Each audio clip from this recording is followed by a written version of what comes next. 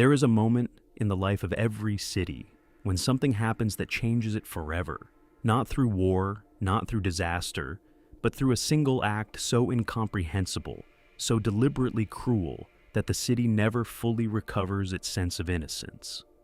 For Los Angeles, that moment arrived on the morning of January 15th, 1947, when a young mother walking with her daughter through a vacant lot in the Leimert Park neighborhood looked down at what she first assumed was a discarded store mannequin, pale, pristine, unnaturally posed, and realized with a horror she would carry the rest of her life that it was a human being. What investigators found there in that lot defied not only the conventions of murder investigation, but the very limits of what the human mind is willing to accept about the capacity for evil. The body of 22-year-old Elizabeth Short had been completely severed at the waist, drained entirely of blood, meticulously cleaned. There was not a single drop of blood at the scene, and posed with surgical, almost theatrical precision, as if left there not as evidence of a crime, but as a message, a performance, an announcement. The case would generate more leads, more suspects, more confessions, and more obsession than almost any murder in American history. And yet, 77 years later, no one has ever been charged. No one has ever been convicted. And the question that has haunted detectives, journalists, and true crime researchers for nearly 8 decades remains wide open. Who killed Elizabeth Short? And why was she displayed like that? To understand the Black Dahlia murder, you have to understand the city where it happened. Because Los Angeles in the mid-1940s was itself a place of profound contradiction. It was simultaneously the most glamorous and the most dangerous city in America, a place where dreams and destruction existed, not just side by side, but sometimes inside the same person. The war had just ended. A generation of young men had come home, either broken or burning, with restless energy, and the city had swollen with new arrivals.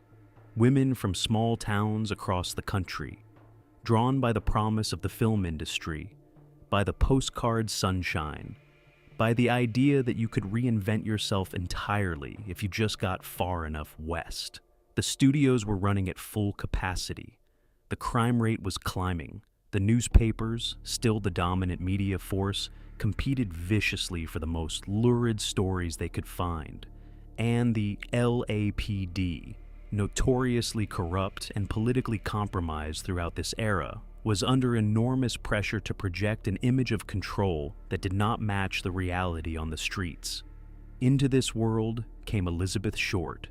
She was born July 29th, 1924, in Hyde Park, Massachusetts, the third of 5 daughters born to Cleo and Phoebe Short.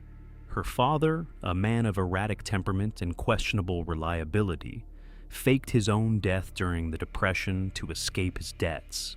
And Elizabeth grew up in the shadow of that particular brand of masculine abandonment that leaves its mark on a child long after childhood ends. She was asthmatic, frequently ill, and spent winters in warmer climates from her mid-teens onward, developing a habit of movement, of arriving in new places and constructing new identities that would define her short adult life. She was, by every account, extraordinarily beautiful. Dark hair, pale skin, green eyes, a figure that drew attention wherever she went. And she had the particular quality that beautiful people sometimes develop as both armor and strategy: the ability to be whoever the person across from her needed her to be. She was known to tell different stories about herself to different people. She claimed at various times to be a model, an actress, a nurse, a war widow. None of these were entirely true. None were entirely false. She was a young woman constructing herself in real time, in a city that rewarded performance and punished authenticity.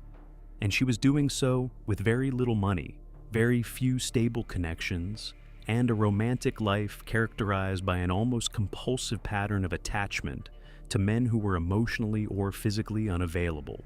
When she arrived in Los Angeles for what would be the final time in the summer of 1946, she was 21 years old, staying with various acquaintances, drifting between rooming houses and the apartments of people she had recently met.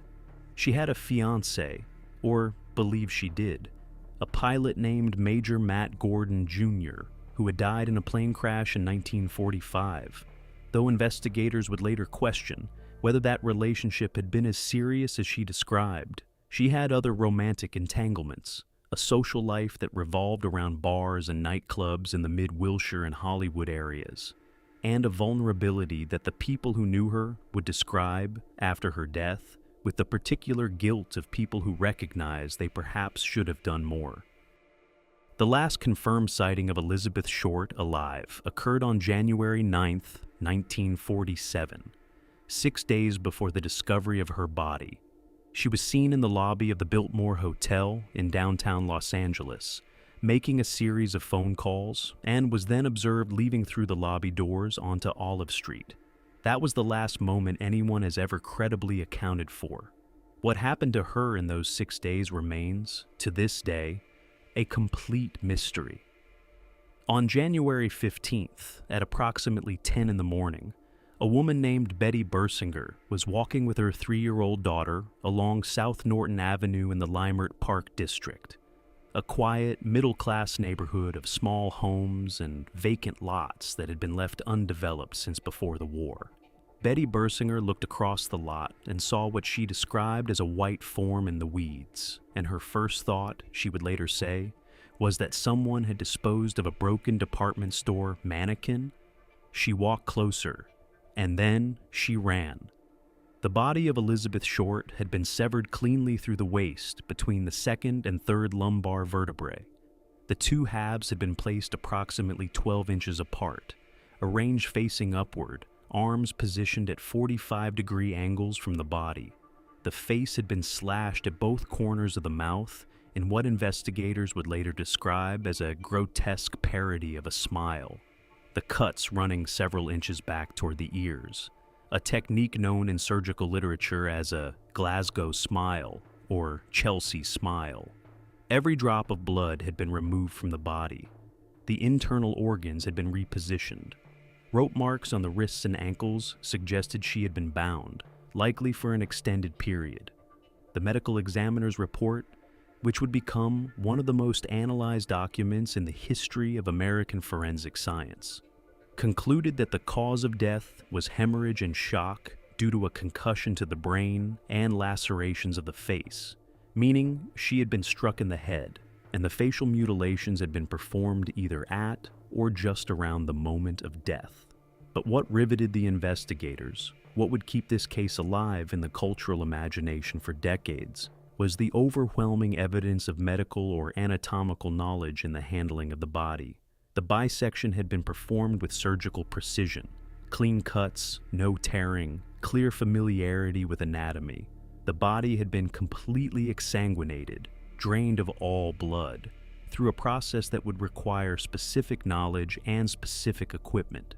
The organs had been repositioned in ways that served no obvious practical purpose, but suggested a particular kind of deliberate, almost performative attention to the body's interior. The LAPD assigned its best homicide investigators to the case immediately, and the Los Angeles Examiner, in a move that would today be considered a catastrophic breach of investigative protocol, struck a deal with the police department. The newspaper's reporters would conduct their own parallel investigation and share information in exchange for access to details they could publish first. This arrangement, while producing some leads, also contaminated the investigation in ways that would never fully be remedied, as witnesses were interviewed by journalists before they spoke to police.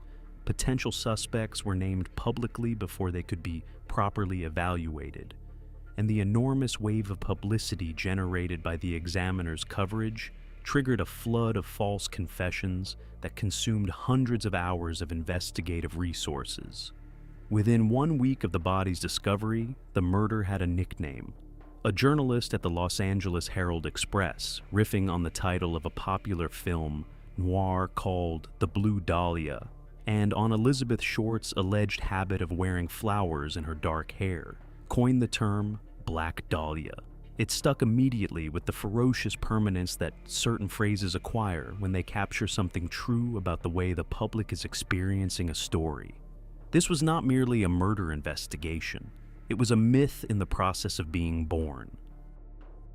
What made the Black Dahlia case so enduringly baffling was not merely the brutality of the crime — American history is, regrettably, not short of brutal crimes — but the almost theatrical quality of the evidence, as if the killer were not simply committing a murder, but staging a production, leaving behind details that seemed designed to communicate something that investigators could never quite decipher. Consider what the evidence suggests about the killer's behavior during those missing 6 days. Elizabeth Short was almost certainly kept alive, restrained, for a significant portion of that time. The rope marks on her wrists and ankles, combined with the physical condition of the body, suggest confinement of multiple days. During this time, she would have been held somewhere with access to running water, adequate space for the work that followed her death, and the tools and knowledge necessary to perform what amounted to a partial surgical dissection. This is not the behavior of an impulsive killer. This is patient, methodical, and deeply premeditated. Then there is the matter of the note. On January 24th, 9 days after the body's discovery, the Los Angeles Examiner received a package in the mail. Inside were several of Elizabeth Short's personal effects: her birth certificate, her address book, and several photographs, along with a note constructed from newspaper clippings in the ransom note style that read, "Here is Dahlia's belongings. Letter to follow." The letter never arrived. The package had been wiped clean of fingerprints. Forensic analysis of the adhesive on the envelope confirmed it had been moistened, not licked, a deliberate precaution that suggests awareness of the emerging science of forensic detection. The address book recovered in that package contained the names of 75 individuals who were then systematically interviewed by investigators. Almost all of them had alibis. Almost all of them described Elizabeth Short in strikingly similar terms: vivacious, magnetic, chronically short of money, a gifted storyteller who constructed slightly different versions of herself for different audiences, and someone whose romantic relationships had a consistent pattern of intensity, followed by sudden dissolution. Among the names in the address book was a man named Mark Hansen, a nightclub owner and small-time figure on the edges of the Hollywood entertainment industry, with whom Elizabeth Short had stayed for a period in 1946. Hansen was questioned extensively and maintained that his relationship with her was merely that of a landlord and tenant, a claim that investigators found plausible but not entirely convincing, given the number of young women connected to Hansen who had similar stories.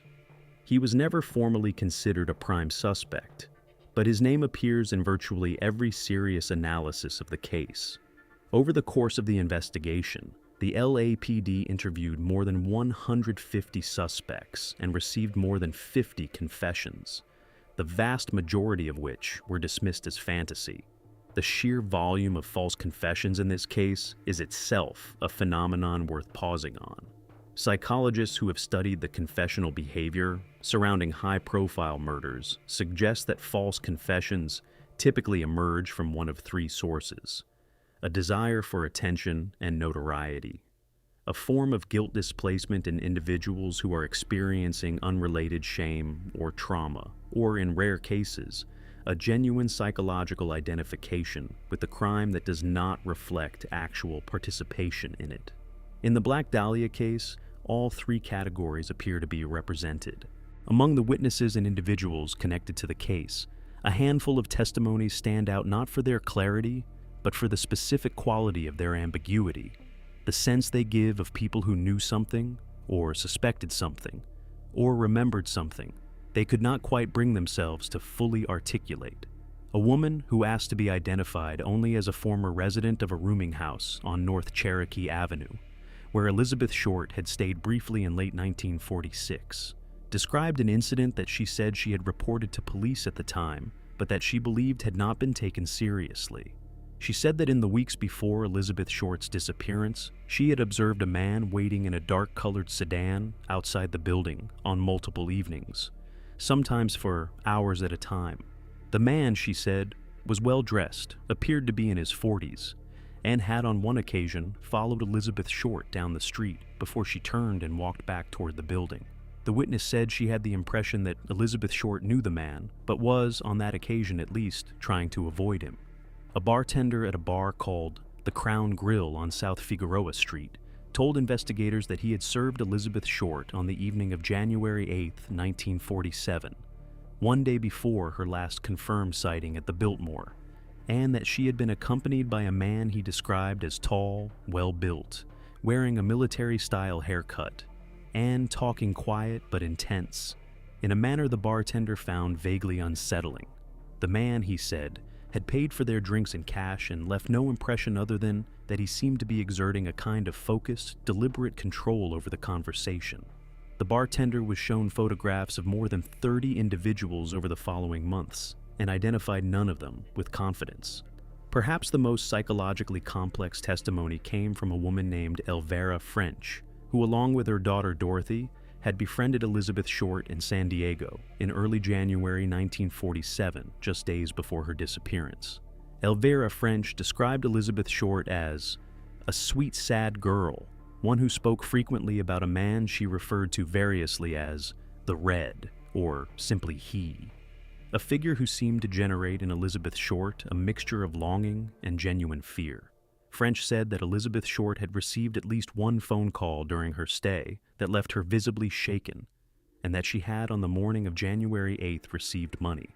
French's account of the amount varies between interviews, that had enabled her to buy a bus ticket back to Los Angeles. French said she had tried to discourage her from going. She said Elizabeth Short had hugged her tightly before she left, in a way that French said she had thought at the time was just affectionate, but which she had replayed in her mind many times since as something closer to a farewell. Forensic psychologists who have studied the Black Dahlia case in the decades since 1947 have consistently identified several elements of the crime that suggest a very specific psychological profile for the perpetrator, one that, while not leading directly to a name, does significantly narrow the range of possibilities. The staging of the body is perhaps the most psychologically revealing element of the entire case. In the taxonomy of criminal behavior developed by the FBI's Behavioral Science Unit and subsequently refined by decades of forensic research, the act of posing a victim is almost invariably associated with a killer who had a personal relationship with the victim, or who felt a powerful and usually sexualized psychological connection to the victim's identity. The pose at the crime scene, the arms raised, the legs slightly apart, the bisection creating a formal geometric symmetry, has been interpreted by analysts as expressing a desire for control, for the permanent fixing of the victim in a specific state, in a specific position, as if the killer needed the body to represent something beyond its mere existence as a corpse. The complete exsanguination of the body and the removal to a location far from the site of death suggests an organized personality with a high degree of impulse control, someone capable of sustained, careful action over an extended period, someone who had planned not just the act, but the aftermath, and someone who was comfortable in close physical contact with the body for an extended time after death, which requires a significant dissociation from conventional horror responses. The facial mutilation, the Glasgow smile, cuts to the mouth, has generated particular interest among psychologists, partly because this specific type of mutilation appears in a relatively small number of crimes and is almost always associated with an expressive rather than purely functional motivation. It is, in the language of forensic psychology, an act of communication, an attempt to transform the victim's face into something that reflects the killer's inner state, or the killer's perception of the victim. The fact that Elizabeth Short's face was mutilated specifically to produce a wider, more extreme smile has led some analysts to suggest that the killer experienced the victim's appearance as, in some way, provoking or mocking, that the mutilation was a response to something, perhaps a real event or perhaps a fantasy, in which the victim's beauty was perceived as a form of aggression. What this profile collectively suggests is a killer who was not operating from the chaos of impulsive rage, but from a much more frightening place: cold, intelligent, organized premeditation, combined with a psychological relationship to violence that had almost certainly expressed itself before and after the murder of Elizabeth Short.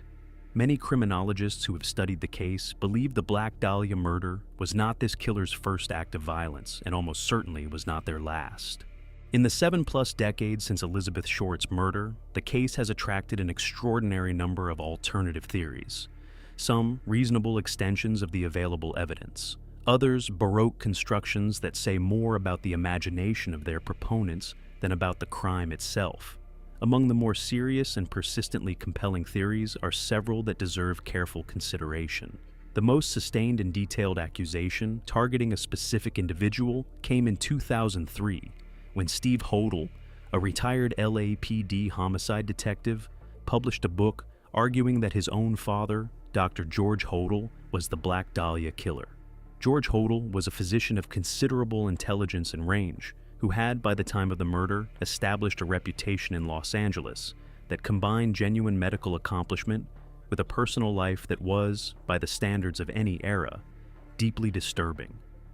Steve Hodel's argument rests on a combination of circumstantial evidence, including a photograph found in his father's album that he believes depicts Elizabeth Short, a surveillance recording made by the LAPD in 1950, in which a voice later identified as George Hodel appears to reference the Dahlia case in ambiguous terms, and his father's documented surgical skills, psychological characteristics, and connection to the social world in which Elizabeth Short moved. George Hodel died in 1999, and the case against him, while compelling in some respects, remains entirely circumstantial. The LAPD officially reviewed Steve Hodel's evidence in 2003 and concluded that while his father had indeed been considered a suspect by investigators in 1950, there was insufficient evidence to make a definitive determination. Some forensic experts have found the case against George Hodel plausible. Others have argued that Steve Hodel's emotional investment in the theory has led him to interpret ambiguous evidence in consistently favorable directions. A second significant theory involves the medical community more broadly. The argument, advanced by several independent researchers over the decades, that the precise anatomical knowledge demonstrated in the handling of Elizabeth Short's body points to a medical professional, possibly a surgeon or pathologist, with access to both the technical knowledge and the physical equipment necessary to perform the bisection and exsanguination. This theory gained particular traction in the 1990s when forensic experts who reviewed the original autopsy photographs concluded that the bisection cut was consistent with what they described as a hemicorporectomy, a surgical procedure in which the lower half of the body is surgically amputated, typically as a treatment for certain cancers or severe trauma injuries. This procedure was virtually unknown to the general public in 1947 and would have been familiar primarily to surgeons and medical students. A third thread of inquiry, less frequently discussed but persistently present in the research, concerns the possible involvement of organized crime and the relationship between the LAPD and certain elements of the Los Angeles underworld in the 1940s. The Los Angeles Police Department of this era was not merely corrupt in the casual way that many police departments of the period were corrupt. It was, by numerous accounts and subsequent investigations, systematically entangled with criminal enterprises ranging from illegal gambling to extortion to the management of prostitution networks. Some researchers have suggested that Elizabeth Short's social world, the bars, the nightclubs, the network of men in the entertainment industry adjacent figures, placed her in proximity to individuals whose interest in keeping her silent about something she had seen or heard could have provided a very different kind of motive than the psychosexual one most commonly assumed. There are details in this case that even seasoned investigators and crime journalists have described as qualitatively different from the ordinary record of human violence, details that resist the normalizing frameworks that professionals apply to brutal crimes, details that remain disturbing not despite familiarity, but because of it. The fact that the body was cleaned, not merely wiped down, but thoroughly, meticulously cleaned, means that the killer spent an extended period in physical proximity to the body after death. performing an act of preparation that required both sustained effort and a particular psychological orientation toward what they were doing. Forensic behavioral experts note that cleaning a victim's body after death is, in a small but significant subset of cases, associated with what is termed undoing behavior, a ritualistic attempt to restore some quality to the victim, to manage guilt or conflicted feeling, or in some cases, to express a form of perverse tenderness towards someone the killer simultaneously destroyed. Whether the cleaning in this case represents any of those motivations is impossible to determine. What it tells us with certainty is that the person who did this did not experience what they did as simply an act of violence and disposal. It meant something to them. The package sent to the Los Angeles Examiner included Elizabeth Short's address book, but several pages had been torn out. Those missing pages have never been recovered. What names were on them and why they were removed represents one of the case's most tantalizing and permanent mysteries. The working assumption among investigators was that the killer removed the pages to eliminate names of people who could connect him to the victim. But there is an alternative reading, that the pages were removed because the names on them were the killer's own, entered there by Elizabeth Short, kept perhaps as insurance, as documentation, as evidence of something she was afraid of and hoping she would never have to use. And then there is what investigators found when they examined the scene more carefully on that first morning. A detail so specific and so strange that it has been cited in virtually every serious analysis of the crime, and that has never been satisfactorily explained.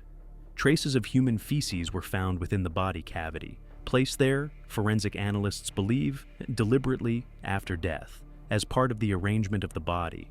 This detail, which newspapers of the 1940s declined to publish, and which remained largely absent from public discussion of the case for decades, suggests a dimension to the killer's psychology that goes beyond even the most extreme models of organized, expressive violence. It speaks to a relationship with the victim, with death, with the human body, that exceeds any simple framework, something archaic, contemptuous, and deeply, irreducibly alien to ordinary human experience. Contemporary forensic experts who have reviewed the original evidence in the Black Dahlia case consistently arrive at a set of conclusions that, while stopping well short of identifying a perpetrator, do significantly refine our understanding of who we are looking for, and what the crime tells us about the limits of investigation. Dr. Catherine Ramsland, a forensic psychologist and professor at DeSales University who has written extensively on the psychology of serial violence, has noted in her analysis of this case that the combination of surgical precision, organized disposal behavior, and expressive staging is highly consistent with what she terms a power reassurance killer operating at an extreme level of sophistication, a type that is statistically exceedingly rare, tends to be highly functional in daily life, and is frequently not identified until a pattern of similar crimes has been established. The fact that no definitively similar crime was connected to this case either before or after 1947, she notes, does not mean that pattern does not exist. It may simply mean that the connections were never made. Former FBI profiler John Douglas, whose work on organized versus disorganized killers helped establish the modern framework of behavioral criminology, has been quoted in multiple forums suggesting that the Black Dahlia killer almost certainly committed other crimes, and that the apparent isolation of this murder in the historical record is an artifact of the investigative limitations of the era, rather than a genuine anomaly in the killer's behavior. Someone who does this, Douglas has stated, has done something before. Not necessarily this, but something, and they probably did something after. From a purely forensic standpoint, several pathologists who have reviewed the case believe that the exsanguination of the body, the complete removal of the blood, would have required either significant medical equipment or an extraordinary amount of time and physical effort, and almost certainly both. The procedure, performed on a living or recently deceased individual, would have left a massive quantity of blood somewhere, meaning there exists or existed a primary crime scene where this blood was deposited, a scene that was never found. The failure to locate the primary crime scene represents, according to most analysts, the single greatest investigative failure in the case and the single development that most directly prevented a solution. 77 years of investigation, research, and obsession have not closed this case. They have, in certain respects, only deepened its mysteries by revealing the layers of what we do not know, the questions that sit beneath the questions, the gaps that widen the more carefully you look at them. We do not know where Elizabeth Short spent the last 6 days of her life. We have no confirmed location between the lobby of the Biltmore Hotel on the evening of January 9th and the vacant lot on Norton Avenue on the morning of January 15th. Those 6 days represent a period of sustained captivity, torture, and death that took place in a specific physical location in the city of Los Angeles, and that location has never been identified.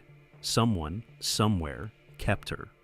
Someone in a house or an apartment or a warehouse or a medical facility held a young woman against her will for nearly a week, and either that location was so thoroughly cleaned afterward that no trace was ever found, or, more disturbingly, it was found and its significance was not recognized, or it was found and that information was suppressed.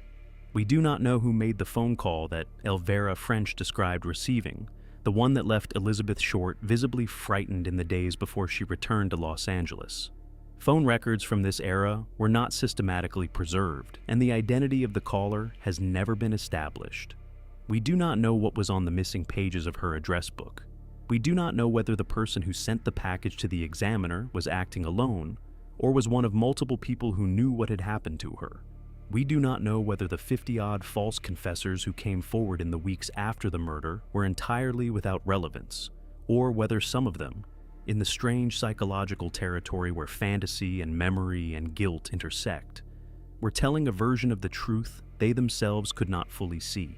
And perhaps the deepest unanswered question is one that goes beyond the specifics of this case entirely. What does it mean that in a city full of people, in an investigation involving hundreds of investigators and thousands of interviews, across more than 7 decades of subsequent research and the application of technologies that did not exist in 1947, a man was able to commit this crime, leave this body, send this package, and walk away, never charged, never convicted, and in all probability never even seriously afraid of being caught?